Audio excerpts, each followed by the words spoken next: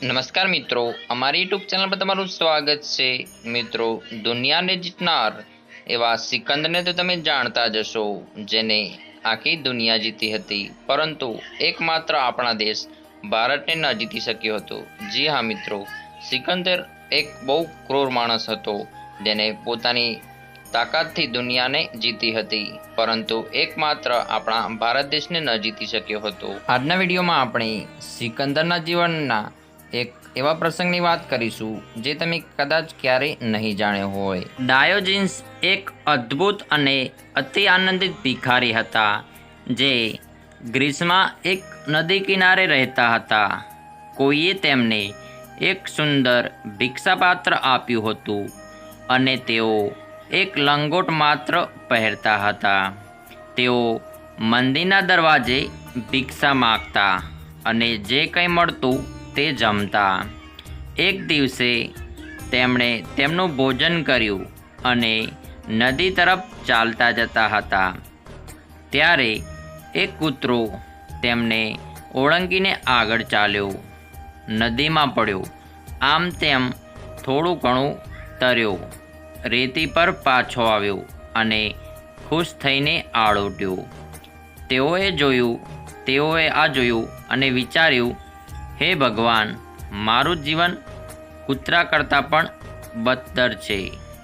તેઓ પહેલેથી જ પરમાનંદની સ્થિતિમાં હતા, છતાં તેઓ કહી રહ્યા હતા કે તેમનું જીવન કૂતરા કરતાં પણ બદતર હતું, કેમ કે ઘણીવાર તેમને મન થતું કે નદીમાં કૂદકો મારે, પણ તેઓને તેમની લંગોટ ભીની થવાની ચિંતા રહેતી, અને જો તેઓ ત્યાં સુંદર ભિક્ષાપાત્ર છોડીને ચાલ્યા જાય તો તેને શું થાય? તે દિવસે તેમણે તેમનું ભિક્ષાપાત્ર અને લંગોટ ફેંકી દીધા અને તદ્દન નગ્ન થઈને જીવવા લાગ્યા। એક દિવસે તેઓ નદી કિનારે પરમાનંદની અવસ્થામાં આડા પડ્યા હતા, ત્યારે સિકંદર ત્યાં આવ્યો। સિકંદર તે મહાન સિકંદર કહેવાતો।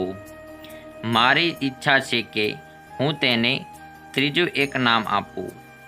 સિકંદર એક મહાન મૂર્ખ, કેમ કે તે એક એવો વ્યક્તિ હતો જેણે પોતાની જિંદગી વેડફી, તેણે પોતાનું અને બીજા લોકોનું જીવન વેડફ્યું।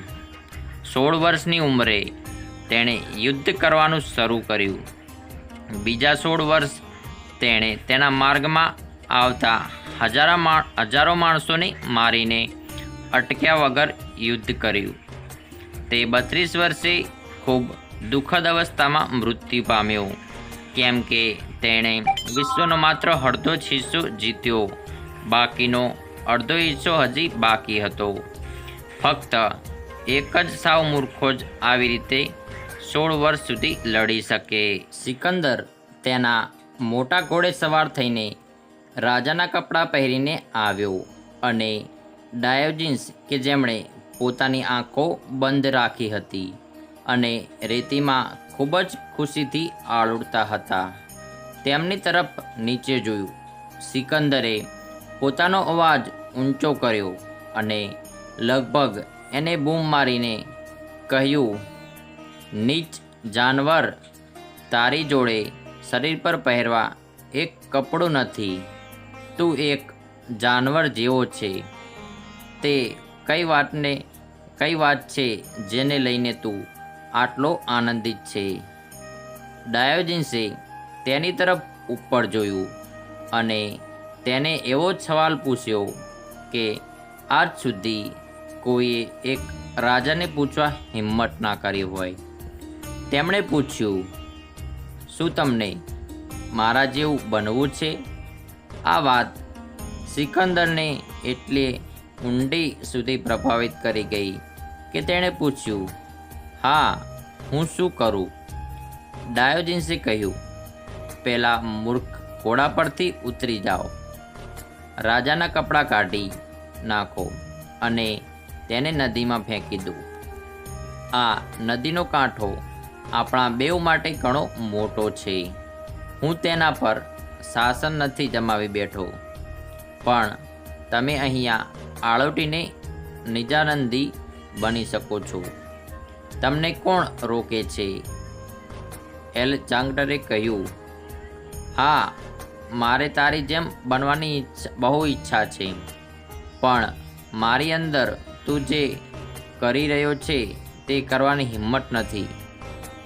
ઇતિહાસની ચોપડીઓએ હંમેશા તમને શીખવ્યું કે સિકંદર એટલે હિંમત, છતાં પણ સિકંદરે સ્વીકાર્યું કે ડાયોજિન્સ જે કરી રહ્યા હતા તે કરવાની તેનામાં હિંમત નહોતી. તેથી સિકંદરે જવાબ આપ્યો, હું તારી સાથે આવતા જન્મમાં જોડાઈશ. તેણે તે આવતા જન્મ પર ટાળ્યું. કોને ખબર, તે આવતા જન્મમાં કદાચ વંદો થઈને પાછો આવ્યો. તમે માનવીય સ્વરૂપમાં એક ચોક્કસ સંભાવના સાથે આવ્યા છો. જો તમે તેને વેડફો છો અને તમે વિચારો છો કે તમે આવતી વખતે તેમ કરી શકશો, તો આવનારો સમય કોણે જોયો છે? એક ક્ષણ માટે સિકંદર નજીક આવ્યો હતો, પણ પછી તેણે ટાળ્યું. આ ઘટનાને કારણે તેનામાં એક ચોક્કસ તટસ્થતા આવી ગઈ. તેના જીવનના આખરી સમયે તે યુદ્ધ કરવાનું જુનૂન ગુમાવી ચૂક્યો હતો, પણ છતાં તેણે પોતાની આદતના કારણે યુદ્ધ કર્યું. એકવાર જ્યારે તે તેનું જુનૂન ગુમાવી બેઠો, તેથી તે તેની ઉર્જા ગુમાવી બેઠો અને તે મૃત્યુ પામ્યો. તેના મૃત્યુથી થોડીવાર પહેલાં તેણે તેના લોકોને એક ખૂબ જ વિચિત્ર સૂચના આપી. તેણે કહ્યું, જ્યારે તેઓ મારી શબપેટી બનાવે તો તેમાં બંને બાજુ 2 કાણા હોવા જોઈએ, જેથી મારા 2 હાથ બહાર રહે.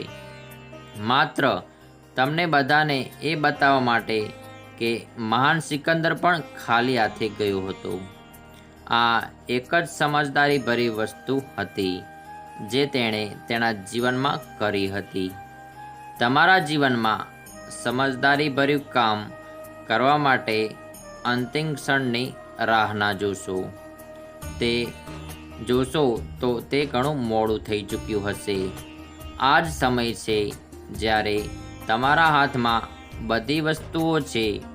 જ્યારે તમારું સામર્થ્ય તમારા હાથમાં હોય અને જીવન સારું હોય, ત્યારે આ જ સમય છે કે જીવનને બને તેટલું ઊંડાણપૂર્વક જોવું જોઈએ, નહીં કે જ્યારે વાત બગડી ગયેલી હોય. મોટા ભાગના લોકો તેમના જીવનને ત્યારે જુએ છે કે ફક્ત જ્યારે વાત બગડી જાય અથવા તેમની સાથે કોઈ દુર્ઘટના ઘટિત થઈ હોય. જ્યારે વાત બગડી જાય ત્યારે તમે ઈચ્છુક હો, પણ બની શકે તેમ તે જરૂરી ઉર્જા અને ધ્યાન કેન્દ્રિત કરવા માટે અસમર્થ બની ગયા હોવ છો.